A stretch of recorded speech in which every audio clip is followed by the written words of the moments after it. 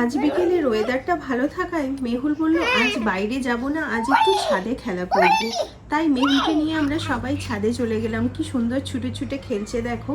এমনিতে ও দাদাইয়ের সাথে বিকেলে একটু পার্কে ঘুরতে যায়, তাই অন্য দিনের মতো আজকে আর পার্কে না গিয়ে বলল ছাদে যাব।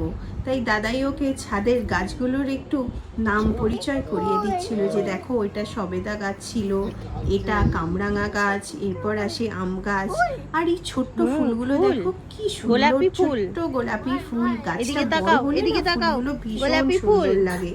এই ফুলগুলো মেহুল খুব ছোট্ট ভালোবাসে, ও ছোট্ট। ছাদে এলেই এই ফুলগুলোকে ধরে। আর এই দেখো আমাদের বাগানের কি সুন্দর পদ্ম গাছ, দুটো কুড়ি ফুটেছে, ফুল হবে, কি সুন্দর লাগবে। একটু গাছ দেখার পরই মেহুল বলল আমি আবার খেলা করব মা। ওর সমস্ত খেলনা আবার এনে দিতে হলো।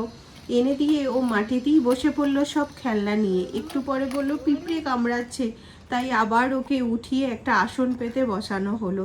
তারপর ও সবার জন্য কড়াইয়ে কফি নয়, কাপে বানাচ্ছিল। দাও। আমি বললাম চা, বললো না না কফি করছি মাম্মাম, কফি কফি খাও। প্লেটে তাই প্লেটে দাও, আমাকে প্লেটে দোদোকে সবাইকে কফি বানিয়ে কপি বানিয়ে করে দাও। ও হ্যাঁ, প্লেটে দাও। খাওয়াচ্ছিল। আবার বলছিল ইয়াম্মি হয়েছে বলো, তোমাদের কেমন লাগলো? সুযোগ পেলে তোমাদেরও একদিন মেহুলের হাতের কফি খাও।